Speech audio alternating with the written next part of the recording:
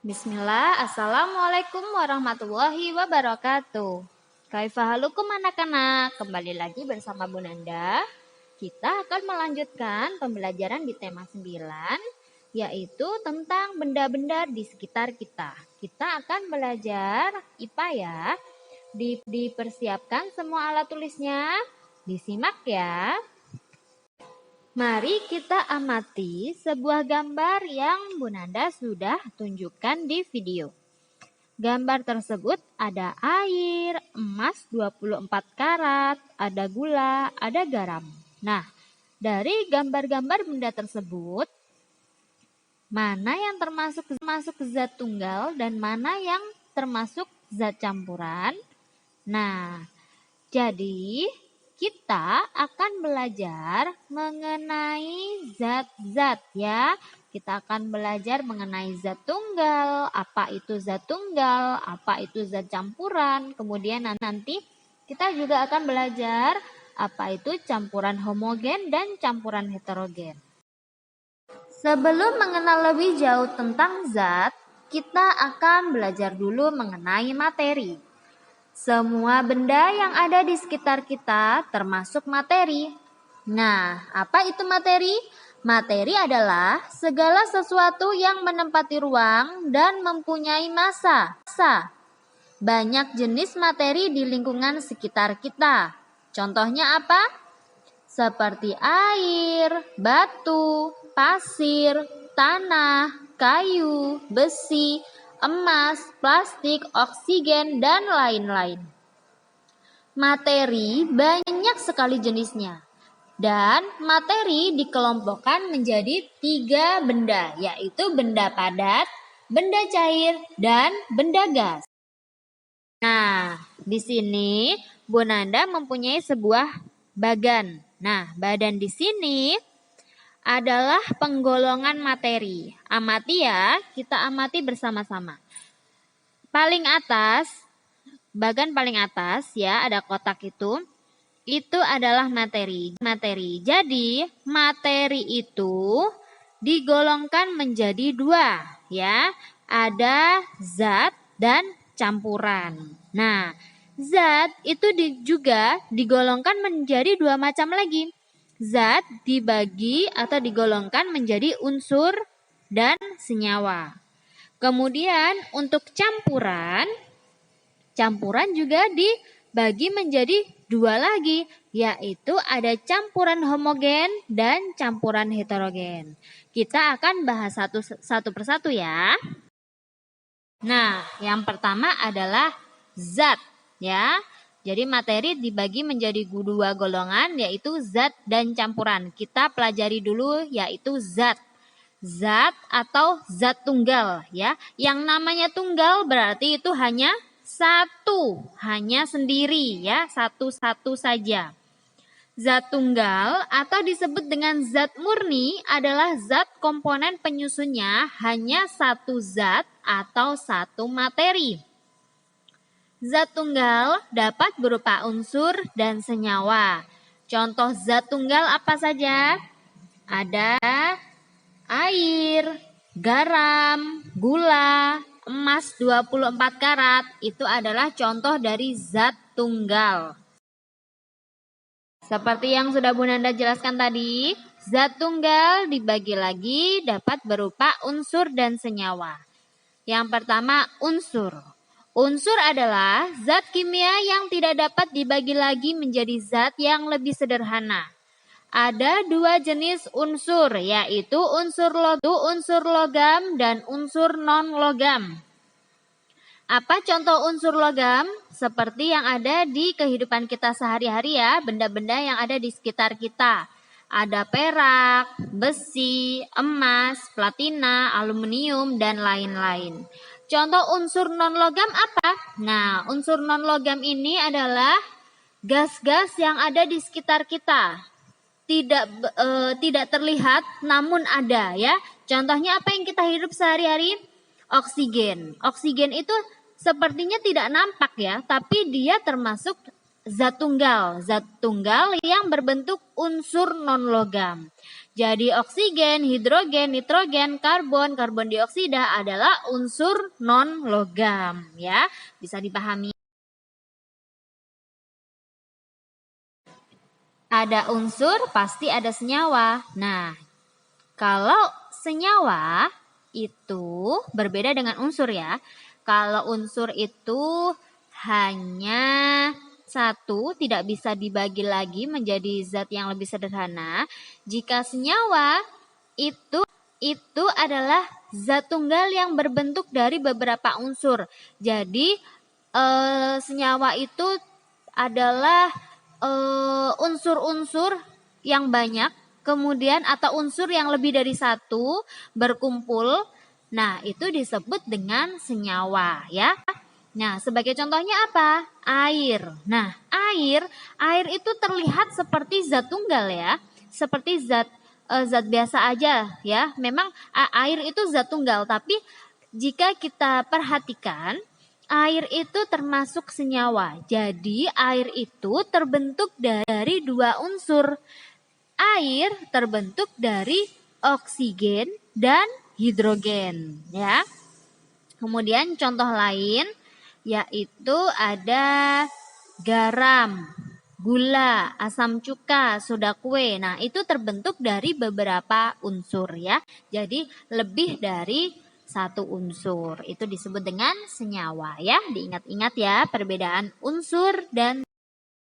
Nah, sekarang kita beralih ke campuran ya. Setelah kita belajar zat tunggal, kita belajar zat campuran. Nah, zat campuran itu apa? Kita terlihat dari bahasanya. Campuran berarti pasti lebih dari satu yang dicampur-campur ya, bukan? Nah, zat campuran itu apa? Zat yang komponen penyusunnya terdiri atas dua atau lebih zat dan materi.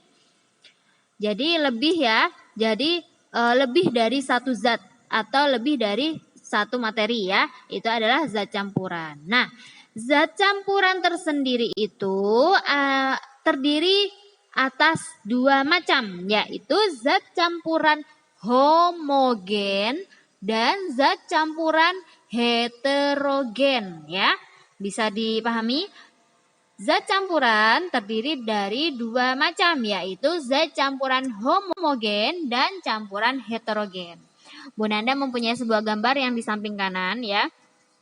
Ada sirup, susu, kopi. Nah, dari semua campuran tersebut ya, contoh sirup ya. Sirup itu terdiri dari apa campurannya? Terdiri dari apa zat atau berapa materi? Dia itu terdiri dari sirup dan air ya, kemudian dicampur. Kemudian susu juga dari bubuk susu dan air. Kopi juga dari bubuk kopi dan air. Nah, semuanya itu dicampur ya. Tapi ketika sudah dicampur pasti ada perbedaannya. Kira-kira apa? Nah, kita akan pelajari. Yang pertama kita pelajari dulu zat campuran homogen ya. Dari pengertiannya, zat campuran homogen adalah campuran yang terdiri atas dua materi atau zat yang dapat menyatu secara merata ya. Jadi, zat campuran homogen itu campuran terdiri atas dua materi atau lebih. Jika dicampur, nantinya hasilnya akan menyatu dan merata ya. Jadi tidak ada pemisahnya. Jadi semuanya merata. Contohnya apa? Contohnya sirup. Sirup itu campuran apa? Campuran gula, pewarna, dan air ya. Jika dicampur, dia akan merata dan menyatu. Contoh lain, larutan oralit. Larutan oralit itu terdiri dari campuran air dan garam. Jika dicampur, dia akan menyatu dan rata, ya kan? Lalu udara, ya. Udara itu juga zat campuran homogen. Terdiri dari campuran gas-gas ya. Ada oksigen, hidrogen, karbon ya. Yang ada di udara itu semuanya tercampur. Nah, menyatu dan merata ya. Jadi semua campuran yang Bunda Nanda sudah sebutkan tadi itu adalah contoh dari zat campuran homogen ya, atau zat yang dapat menyatu secara merata. Lalu bedanya apa dengan zat campuran heterogen? Kalau zat campuran heterogen adalah campuran yang terdiri atas dua atau materi berbeda yang tidak dapat menyatu secara sempurna. Ya, jadi jika campuran tersebut dicampur jadi satu,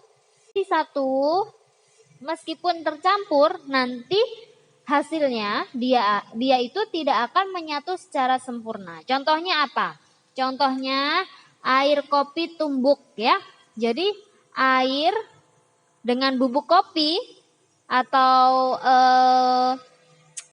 kopi itu ya, dengan air panas itu, jika dicampur, jika kita amati, apa yang akan terjadi? Yang terjadi adalah akan terjadi dua lapisan ya. Jika ayah kalian suka kopi di rumah, kalian amati. Setelah jadi kopinya, setelah diaduk, kemudian didiamkan sebentar, nanti akan terjadi dua lapisan. Yang atas airnya, yang bubuk kopinya nanti akan mengendap di bawah. Betul? Ya, seperti itu ya. Kemudian air dengan tanah ya. Jika kalian mainan air dengan tanah waktu kecil, masih ingat? Kalian main masak-masakan, main-main di luar rumah, campur air dengan tanah, kemudian kalian campur, kalian diamkan sebentar saja. Pasti nanti tanahnya akan turun ke bawah, mengendap di bawah dan airnya di atas. Akan terjadi dua lapisan ya. Betul? Ya, seperti itu. Contoh yang lain air dengan minyak seperti yang Bunda Nanda sudah contohkan di gambar ya. Air dengan minyak itu tidak dapat menyatu dengan sempurna ya. Jadi air dan minyak jika dicampur pasti akan terjadi dua lapisan. Nanti minyaknya akan berada di atas dan airnya akan berada di bawah. Terjadi dua lapisan ya. Jadi sudah tahu ya perbedaan zat campuran homogen dan heterogen. Jika homogen, campuran yang menyatu dan merata secara sempurna. Jika zat campuran heterogen, tidak dapat menyatu secara sempurna. Baiklah, tadi kita sudah mempelajari ya tentang materi dan penggolongannya ya. Tadi kita sudah belajar materi itu apa, kemudian materi itu dibagi menjadi dua penggolongan ya, ada zat dan campuran. Kemudian zat itu dibagi menjadi unsur dan senyawa. Kemudian campuran juga dibagi menjadi dua lagi, yaitu ada campuran homogen dan campuran heterogen ya. Baik, untuk materi kali ini Bunda Nanda cukupkan. Nah, untuk tugasnya, jadi tugasnya adalah praktek di rumah ya. Prakteknya apa? Prakteknya mudah. Jadi nanti anak-anak membuat praktek yaitu membedakan mana yang namanya zat, kemudian mana yang namanya campuran homogen dan campuran heterogen ya. Bunda Nanda akan memberikan contoh gambarnya, prakteknya seperti apa. Nanti anak-anak buat sendiri di rumah ya. Kemudian foto dan hasilnya kirimkan ke Bunda Nanda ya. Baik, Bunda Nanda akhiri untuk materi kali ini. Wassalamualaikum warahmatullahi wabarakatuh.